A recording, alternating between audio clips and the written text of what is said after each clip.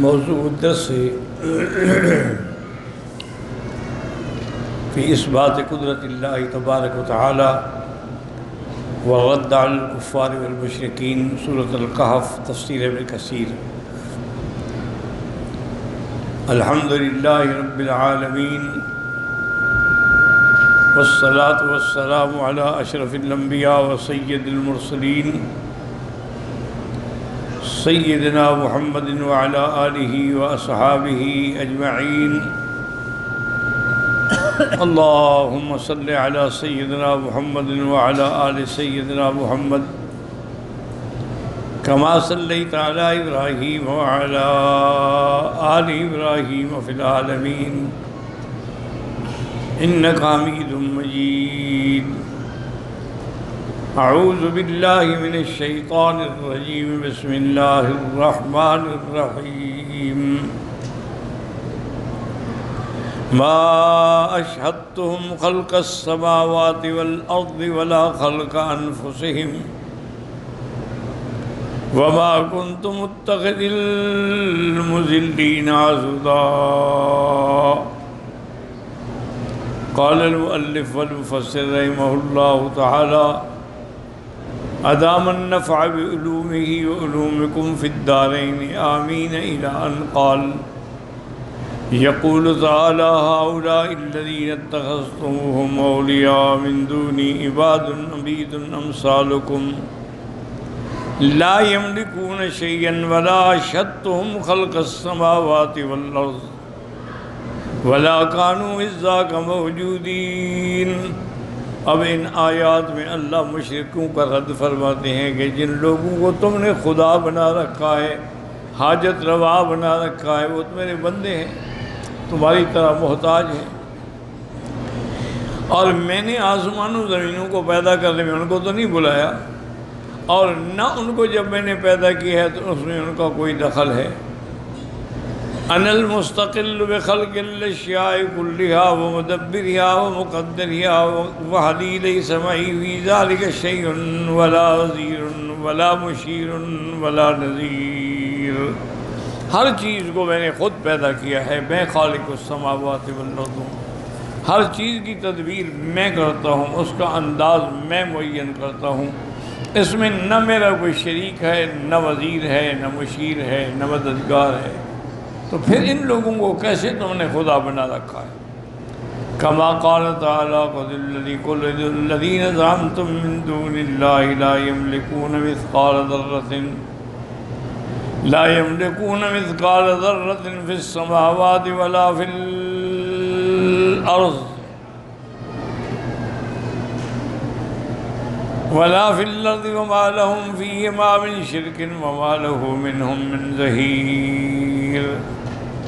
ولا تنفع الشفاعة عنده الا لمن اذن له. اللہ نے فرمایا کہ جن کو تم لوگوں نے اپنے گمان کے اندر خدا بنایا ہے، مشکل کشا بنایا ہے، یہ تو ذرے کے برابر بھی آسمان زمین میں کسی چیز کے مالک نہیں ہیں، اور نہ ان کی کسی چیز میں شراکت ہے، اور نہ ان کی کوئی مدد ہے، اور نہ یہ شفاعت کر سکتے ہیں جب تک کہ اللہ کا اذن نہ ہو. وَلِهَذَا قَالَ وَمَا كُنْتُ مُتَّخِذَ الْمُضِلِّينَ عَضُدًا. قال مالک عضدا بان آوانا. اللہ نے فرمایا کہ میں ان گمراہ کردہ لوگوں کو اپنی مدد کے لیے نہیں بلاتا، مجھے کسی مدد کی ضرورت نہیں ہے. وَيَوْمَ يَقُولُ نَادُوا شُرَكَائِيَ الَّذِينَ زَعَمْتُمْ فَدَعَوْهُمْ فَلَمْ يَسْتَجِيبُوا لَهُمْ وَجَعَلْنَا بَيْنَهُمْ موبقا. ورأى المجرمون النار فظنوا أنهم واقعوها ولم يجدوا عنها مصرفا. يقول تعالى مخبرا عما يخاطب به المشركين يوم القيامة على رؤوس الأشهاد خريا لهم وتوبيخا. اب قیامت کے دن اللہ ان کو ذلیل کرنے کے لیے، رسوا کرنے کے لیے حکم دیں گے کہ بلاؤ اپنے مددگاروں کو، جن کو تم نے آلہہ بنا رکھا تھا، جن کو تم نے اپنی عبادتوں کا مرکز بنا رکھا تھا اور مشکل کشا اور حاجت روا کے بلاؤ ان کو تمہاری مشکل حل کریں. فدعوہم، وہ بھی بدبخت پکاریں گے، لیکن کیا کریں، کون جواب دے گا؟ فلم یستجیبوا لہم وجعلنا بینہم موبقا۔ موبقا کا معنی ہوتا ہے آڑ، یا موبقا کا معنی ہوتا ہے مہلکہ، یعنی ہلاک۔ ہم نے ان کے درمیان میں ایک آڑ کر دی، ان کی آواز ہی نہیں سن سکتے، نہ جواب دے سکتے۔ وَرَأَى الْمُجْرِمُونَ النَّارَ فَظَنُّوا أَنَّهُمْ وَاقِعُوهَا فَلَمْ يَجِدُوا عَنْهَا مَصْرِفًا۔ جن کو تم دنیا میں پکارتے تھے، بلاؤ ان کو، ادعوہم اليوم، آج بلاؤ تاکہ تمہیں اس عذاب سے چھڑوائیں۔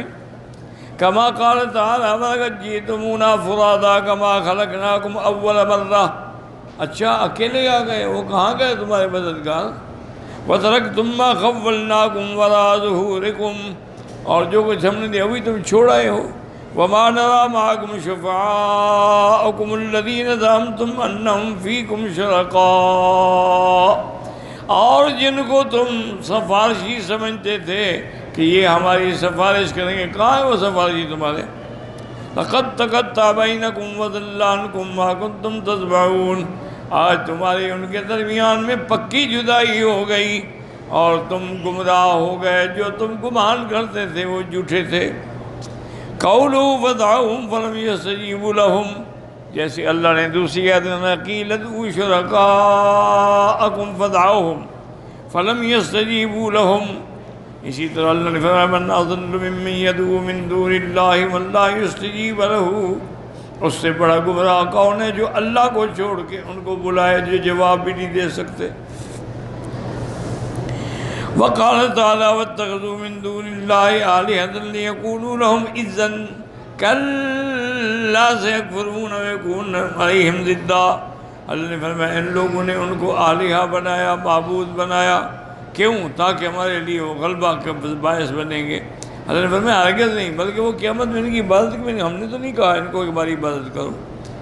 وَجَعَلْنَا بَيْنَهُمْ مَوْبِقًا، بنا قال ابن عباس کہتا ہے مہلکن، فقال قتادہ ذکرنا ان عمر البکائی حدثنا عبد اللہ بن قال هو واد امیک فرق به یوم القیامۃ بین اہل الہدی و اہل الضلالہ۔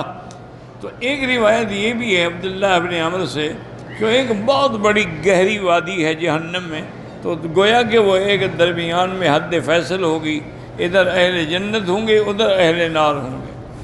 وقال قتادہ موبقاً وادیا فی جہنم، جہنم کی ایک وادی کا نام ہے۔ وقال ابن جریر حدثني محمد بن سعد القزاز قال حدثنا عبد الصمد قال حدثنا يزيد بن زريع سمعت انس بن مالك يقول في قول الله تعالى وجعلنا بينهم موبقا قال واد في جہنم من قیح ودم، ایک وادی ہوگی جہنم میں جس میں خون اور پیپ بھری ہوگی۔ وقال الحسن البصری موبقا عداوت، آج ان کے تمہارے درمیان دشمنی ہو گئی۔ والظاہر من السیاق ہنا انه المہلک ویجوز، یعنی اصل کا ظاہر یہی ہے کہ آج تمہارے لیے ہلاکت ہی ہلاکت ہے، یا ایک جہنم کی وادی کا نام بھی ہو سکتا ہے۔ والمعنی ان اللہ تعالی بین انه لا سبیل لهؤلاء المشرکین ولا وصول لهم الى آلہتهم التي كانوا يزعمون في الدنيا وانه يفرق بینهم وبینها في الآخرہ۔ تو اب اس آیت کا معنی یہ ہے کہ اب مشرکین کو کوئی رستہ ہی نہیں ہے کہ جا کے ان کو بلا لیں، نہ ان کے پاس کوئی طاقت ہے کہ ان کی مدد کریں۔ فلا خلاص آدم من الفریقین الی الآخر، ایک دوسرے کو وہ مل ہی نہیں سکتے۔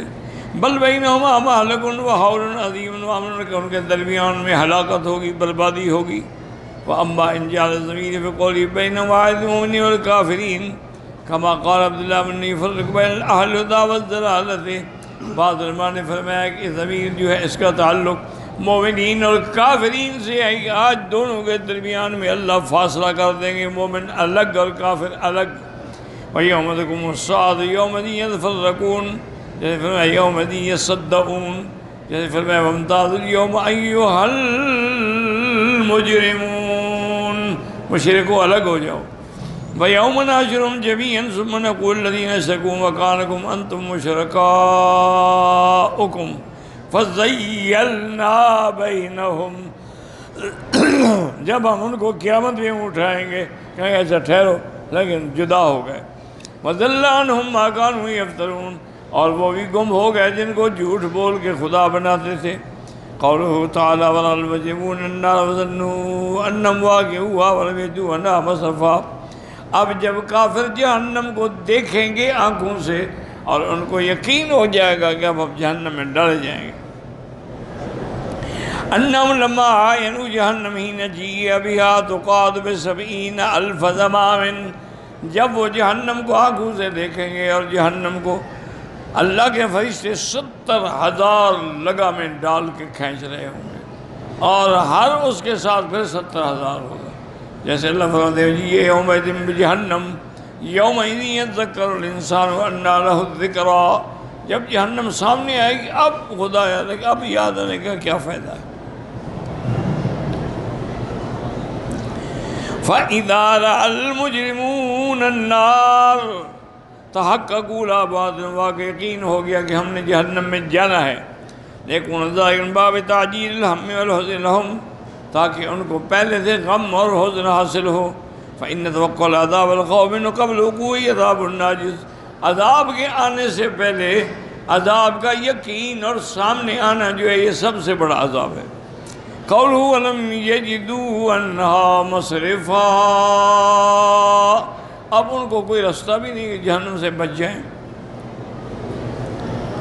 اس لیے فرماتے ہیں فضل رحمۃ اللہ علیہ السلام طریق یاد بہم انا، کوئی راستہ نہیں کہ وہ راستہ بدل جائیں، ولا بد لهم من، لازم جہنم ملے گی۔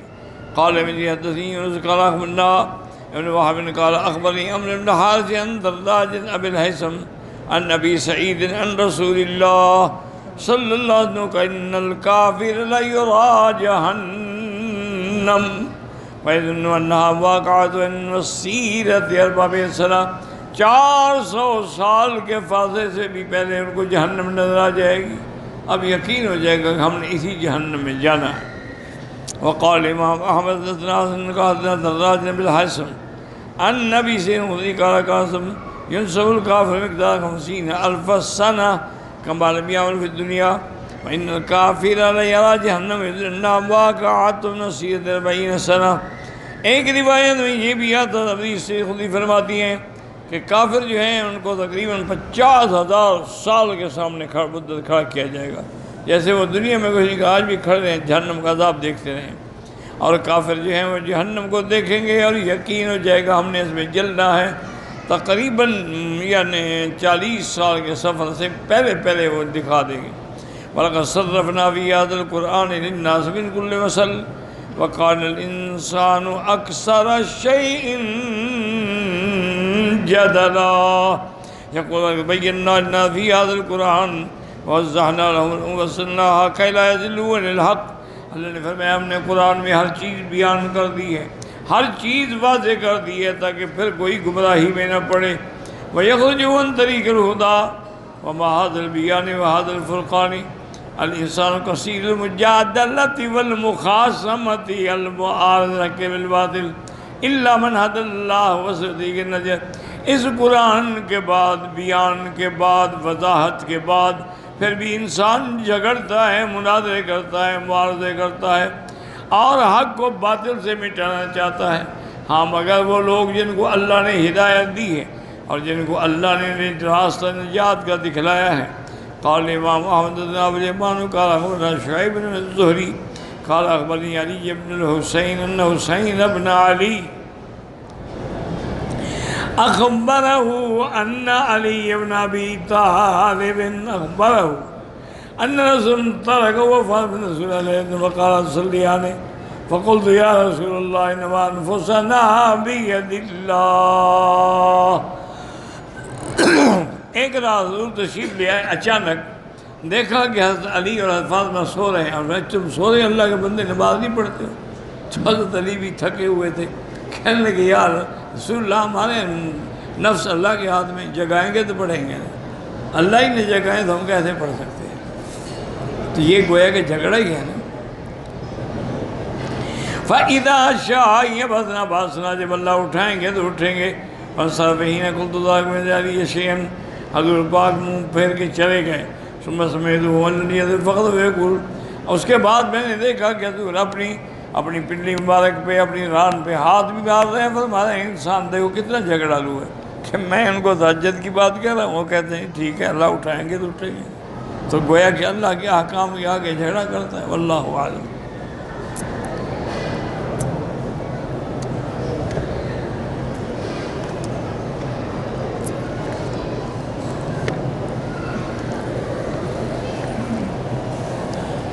اللہ